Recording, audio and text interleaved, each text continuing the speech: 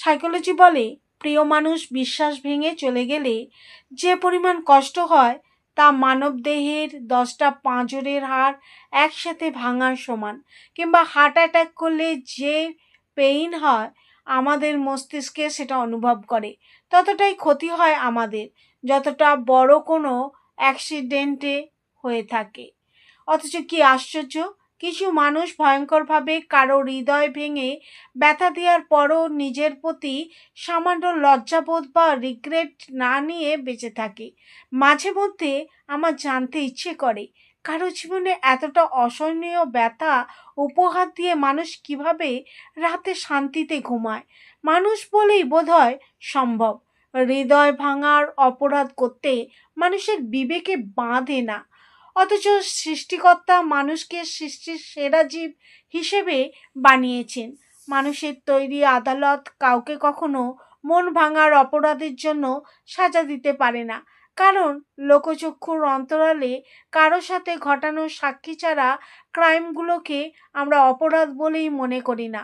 কিন্তু যে মানুষ নীরবে সব কিছু সয়ে যায় একমাত্র সেই জানে প্রতিটি মানুষ সেকেন্ড কিভাবে ব্যথা লুকিয়ে বাঁচতে হয়, নিজের ভিতরে কতটা ট্রমা সহ্য করে স্বাভাবিকভাবে জীবনযাপন করার অভিনয় করে যেতে হয়। দিন শেষে কিছু মানুষ রিকভার করে হয়তো বা, তবে কেউ কেউ চিরদিনের জন্য মানসিক রোগী হয়ে বেঁচে থাকে। তাই কারো সাথে নিজেকে জড়িয়ে পরে তার মন ভাঙার আগে একবার চিন্তা করবেন সে মানুষটা আপনার দেয়া মিথ্যা ভালোবাসার যন্ত্রণা সহ্য করতে পারবে কিনা।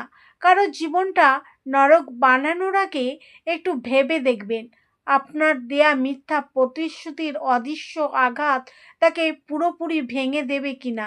সবচেয়ে বেশি কষ্ট পায় সেনসিটিভ মানুষগুলো। তাই এই ধরনের মানুষের সাথে জড়ানোর আগে যাচাই করে নেবেন। আর কিছু মানুষ তো অবশ্যই আছে যারা কমার্শিয়াল, তারা হৃদয়ের সম্পর্কটাকে বিজনেস হিসেবে নেয়। তারা প্রেম প্রেম গেমটা খুব ভালো খেলে। পৃথিবীতে কিছু অদৃশ্য নিয়ম আছে, ভুল করেও কোনো মানুষের হৃদয় ভাঙলে তার ফল আপনাকে একদিন ভোগ করতেই হবে।